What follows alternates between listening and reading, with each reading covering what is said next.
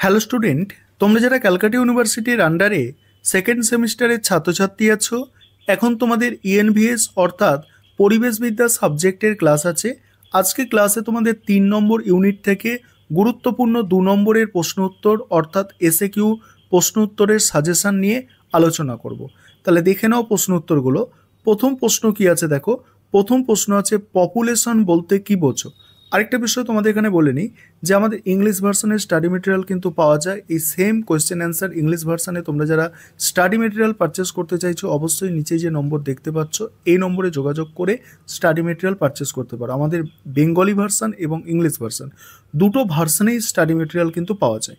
দেখে নাও প্রশ্ন উত্তরগুলো দেখো। পপুলেশন বলতে কি বোঝো।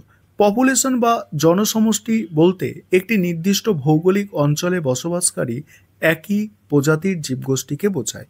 এদের মধ্যে প্রজননের মাধ্যমে বংশবৃদ্ধির ক্ষমতা থাকে এবং এরা একটি নির্দিষ্ট সময় গণনাযোগ্য। পরের প্রশ্ন আছে জনঘনত্ব বলতে কি বোঝো। জনসংখ্যার ঘনত্ব বলতে কোনো নির্দিষ্ট এলাকায় প্রতি একর স্থানে, যেমন প্রতি বর্গ কিলোমিটার হতে পারে, বসবাসকারী মোট মানুষের সংখ্যাকে বোঝায়, আর এটি একটি অঞ্চলের জনবসতির চাপ নির্দেশ করে। নেক্সট প্রশ্ন আছে জন্মহার কাকে বলে। জন্মহার বলতে একটি নির্দিষ্ট বছরে প্রতি হাজার জনসংখ্যার মধ্যে যত সংখ্যক জীবিত শিশু জন্ম নেয় সেই সংখ্যাকে বোঝায়। এটি কোনো নির্দিষ্ট অঞ্চলের প্রজনন ক্ষমতা নির্দেশ করে।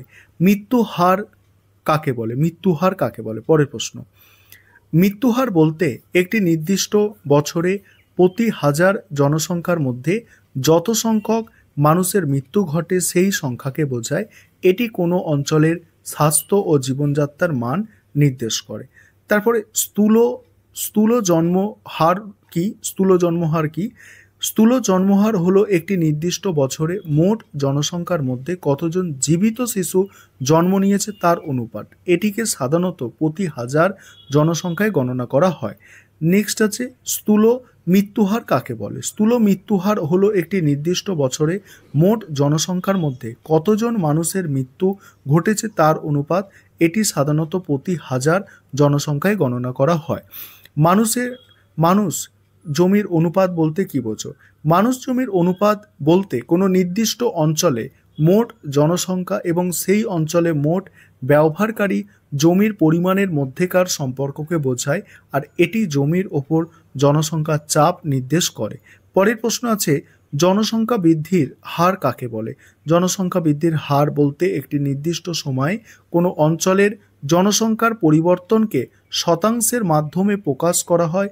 এটি জন্মহার, মৃত্যুহার, অভিবাসনের ওপর নির্ভরশীল। নেক্সট প্রশ্ন কাম্য জনসংখ্যা বলতে কি বোঝো। কাম্য জনসংখ্যা অ্যান্সারটা দেখো। কাম্য জনসংখ্যা বলতে কোনো একটি নির্দিষ্ট অঞ্চলে সম্পদের সুষ্ঠু ব্যবহারের মাধ্যমে জীবনযাত্রার একটি উন্নত মান বজায় রাখার জন্য প্রয়োজনীয় আদর্শ জনসংখ্যাকে বোঝায়।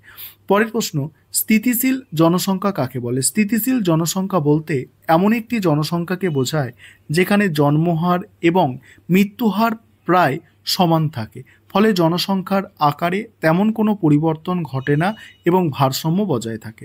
তারপরে জনসংখ্যার সূচক পিরামিড কাকে বলে। জনসংখ্যার সূচক পিরামিড হলো একটি লেখচিত্র যা কোনো নির্দিষ্ট অঞ্চলে বয়স এবং লিঙ্গ অনুসারে জনসংখ্যার বিন্যাস দেখায়। এর মাধ্যমে ভবিষ্যৎ জনসংখ্যার কাঠামো সম্পর্কে ধারণা পাওয়া যায়। পরের প্রশ্ন আছে জনবিস্ফোরণ কাকে বলে। জনবিস্ফোরণ বলতে কোনো একটি অঞ্চলে খুব দ্রুত জনসংখ্যার বৃদ্ধি পাওয়াকে বোঝায়। এর মাধ্যমে প্রাকৃতিক সম্পদের ওপর অতিরিক্ত চাপ সৃষ্টি হয় এবং বিভিন্ন সামাজিক সমস্যা দেখা দেয়। তারপরে কি বলা হচ্ছে দেখো নর্মদা বাঁচাও আন্দোলন কাকে বলে। নর্মদা বাঁচাও আন্দোলনের প্রধান কারণ ছিল নর্মদা নদীর ওপর নির্মিত সর্দার সরোবর বাঁধের ফলে সৃষ্ট পরিবেশগত সামাজিক প্রভাব। এর ফলে বহু মানুষ বাস্তুচ্যুত হওয়ার আশঙ্কা ছিল এবং জীববৈচিত্র্য ধ্বংসের সম্ভাবনা ছিল। ইকোফেমিনিজম কাকে বলে। পরের প্রশ্ন ইকোফেমিনিজম হলো একটি দার্শনিক ও রাজনৈতিক ধারণা যা পরিবেশের ধ্বংস এবং নারীর ওপর হওয়া অত্যাচারের মধ্যে একটি যোগসূত্র স্থাপন করে। এটি মনে করে উভয়ের মুক্তির জন্য সম্মিলিত প্রচেষ্টা প্রয়োজন। নেক্সট, চিপকো আন্দোলন কি? চিপকো আন্দোলন ছিল 1970-এর দশকে ভারতের উত্তরাখণ্ডে সংগঠিত একটি পরিবেশ রক্ষার আন্দোলন। স্থানীয় মহিলারা গাছের সাথে আলিঙ্গন করে সেটাকে কাটা থেকে রক্ষা করতেন। পুনর্বাসন কাকে বলে? পুনর্বাসন বলতে কোনো উন্নয়নমূলক কাজ বা প্রাকৃতিক দুর্যোগের কারণে বাস্তুচ্যুত হওয়া মানুষদের নতুন স্থানে বসবাস এবং জীবন ধারণের জন্য প্রয়োজনীয় সুযোগ সুবিধা প্রদান করাকে বোঝায়। এই ছিল তোমাদের 3 নম্বর ইউনিট থেকে গুরুত্বপূর্ণ 2 নম্বরের প্রশ্ন উত্তর।